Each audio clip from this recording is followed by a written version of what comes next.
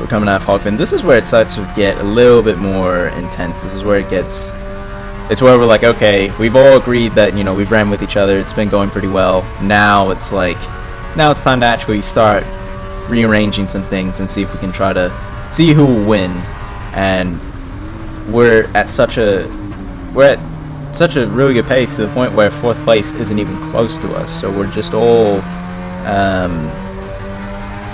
just basically head and shoulders above the rest. And you see me go side by side there. And I sort of did that as I wanted to also, there's something that I wanted to focus on, which was being comfortable around other cars and just sort of being like, okay, I can do this. I can sort of stick with, you know, just being near people, because that was something I really wanted to focus on. I wanted to be comfortable with driving side by side or just being very close, because, you know, even in karting, being side by side to me was something that I always had to sort of fight with myself on. I sort of had to I have to be right beside this person. I have to be right beside this person if I want to overtake. And I wanted my overtake to be quick, but now it's I wanted to get close, and I wanted to be personal as well. I want to sort of be like, hey, I'm right beside you, and I want to be comfortable being sort of near somebody constantly, having to just battle.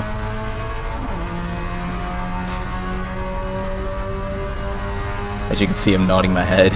I'm not sure if Olfe had saw me nodding my head. One thing that is important when it comes to bump drafting is that it does allow us to get closer to the car in front. So Olfe goes for the pass here. This is where it goes side by side into the roller coaster. Olfe takes the lead. Gerchuk falls back, but Olfe carries too much speed, and so Gerchuk goes wide. I tried to sort of sneak in there. I had some room to work with, but not really all that much. But now I was right on Olfe, and I was like, okay, this is a chance. This is sort of that chance where everything goes into disarray. I'm right here. You know, I was sort of being patient while also not really focusing on just purely battling. I was just focusing on my pace.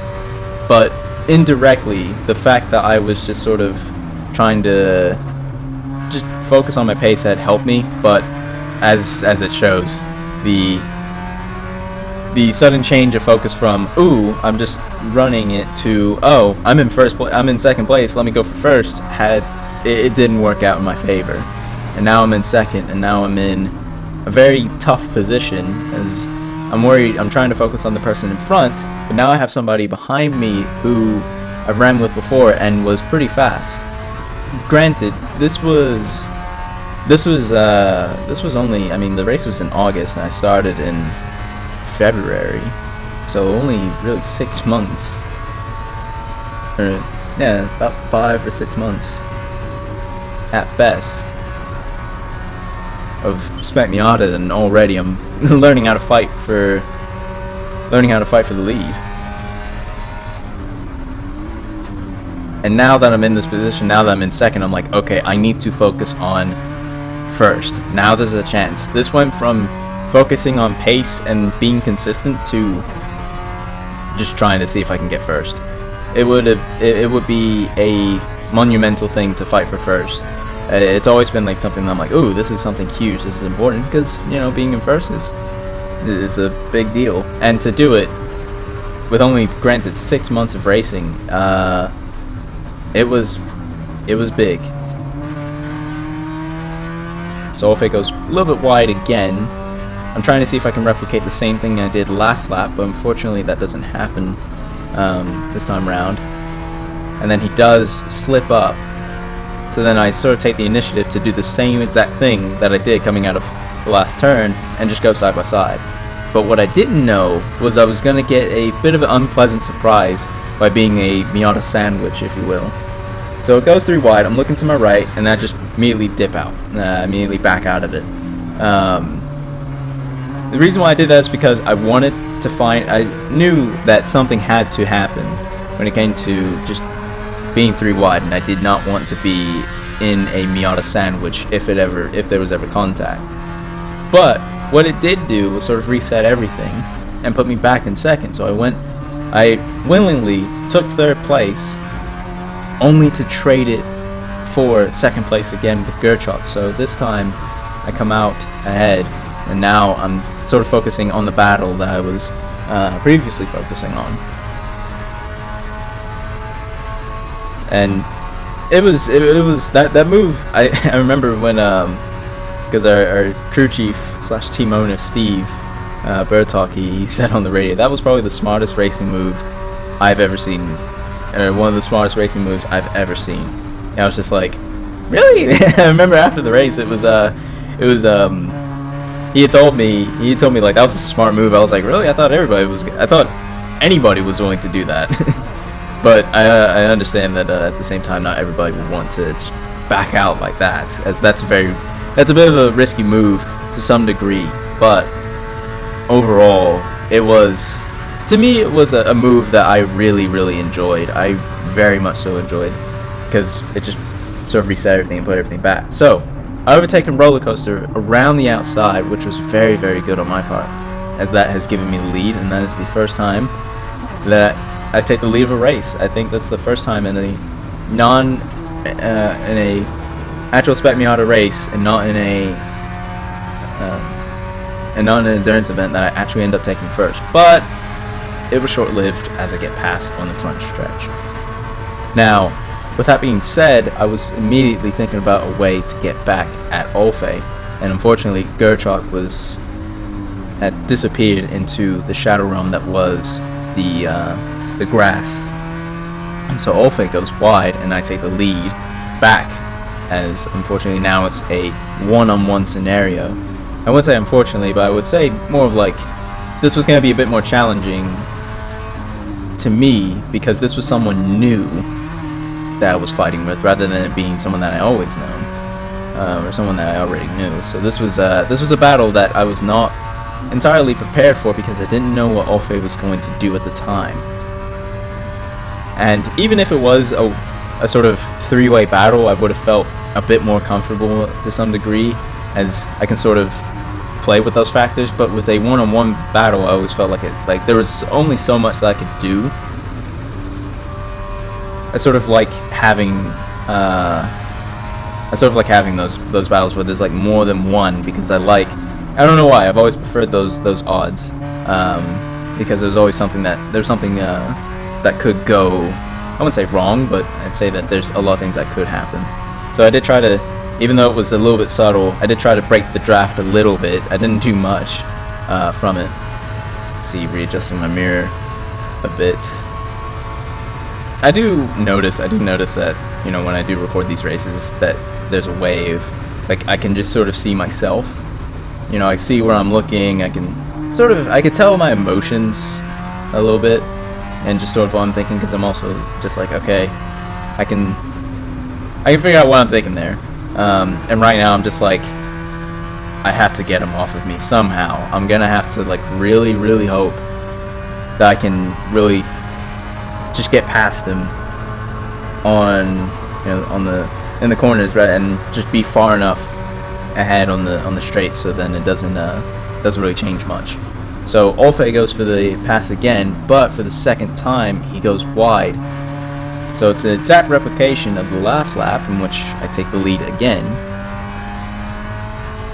And now it's just a matter of seeing what I can do in the corners. As opportunities like this, whenever there's a chance to take the lead from somebody's mistake, oftentimes I try to just really hammer on, like, hey, I'm going to focus on these corners. I really start to like focus on hitting my marks to make sure I don't do anything to mess anything up, and simply that's the focus.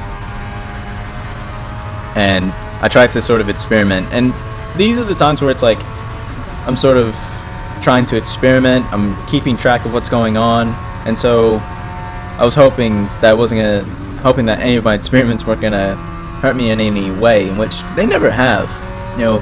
And when I say experiments, I usually just mean like, oh, what are sort of the places where he's like, where, you know, the driver's, you know, gaining or losing. I'm like, okay, let me see if I can try this, whether that be just a different approach, or maybe even sometimes just, I would say mainly a different approach, but also just like sort of figure out where they are strong, where they are weak, and see what I can do in terms of exploiting said weakness.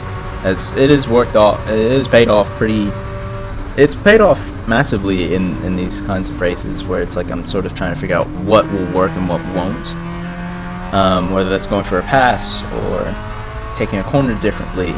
I never try to do anything big like shifting, or I never try to involve shifting in my experiments. I never try to do that unless if I know it's like absolutely safe. So we're coming towards what I believe is the final lap. Yes, this is the final lap. I can already tell just from as we passed the start-finish line. I saw the board that said 1 to go. In these moments, it's where, for me, it's like I want to do everything I can to make the pass, but I don't want it to be obvious.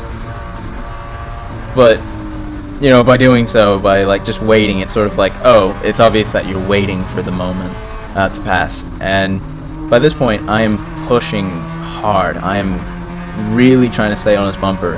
I'm trying to do everything I can to pressure him, sort of force an error, really. But from just our battle, I've taken in all the information that I've collected from the race and just use it to the best of my ability. You know, stay close as we're coming up through the S's. Know that he's gonna brake in South Bend and try to stay with him, but our pace was just almost exactly the same. That was sort of hard to sort of keep up. And then coming to the oak tree, I was like, okay, I gotta get very, very close. And it wasn't as close as I desired, so I was like, okay, the pass for the roller coaster is already gonna be difficult. This is going to be a hard place. This is gonna be a hard place for me to pass, but I'm gonna go for it anyway. I had already sort of mustered up the confidence to go for the pass. So I go, I brake super late. I'm like, I got the pass, I got it, and then I get bumped, and I take a small detour. And sort of, I'm just like looking, and I think I probably looked, but I was already like, you've got to be kidding me. But I do want to make things, sort of like make things clear. Yes, there was contact, and I did complete the overtake. It was just, unfortunately, it just wasn't enough space between the car in front, or between myself and Olfe, and by no means was it intentional. I sort of knew that, but in the moment I was like, man, I really wanted to win this race. I really wanted to win it. I gave it everything I had, and you know, I tried to win the race, but unfortunately it just wasn't meant to be that time. And it was a little upsetting. I really wanted to do what I can to win the race, but unfortunately it just didn't happen. I tried to make the overtake, and to be honest, like, to make that overtake was, I'd say, admirable. It just didn't work out. But the big thing was, is like, after this, like, this is what sort of, I would say, if there was any kind of friendship that was made between me and Olfe, this is what definitely started it, which was just how clean it was. And I remember being told just how exciting the battle was, and you know, everybody came up to me and said, like, that was really, really cool. That was a really good battle. That was a really cool battle. And you know, I think it was at the point where I was told, like, hey, you're not just like a wannabe anymore. You're a racer. You're an actual driver now. Like, that was a good battle. Like, you gave everything you had, but it's also, you just did everything right. There's still bad luck, but overall, I'd say definitely one of the best races I've had to date. Every time I want to like find a race where it was like I gave it my all, I look back at this one as my first choice, because this was a battle that, even though I had lost, it was a good one for all the right reasons, and it was just such an intense battle. It's what had helped me become a much, much better driver, and simply enough, couldn't be any more thankful because of that. So I am glad that I had raced with Olfe and Gertruck, because if it was anybody else, I don't think the same results would have been made.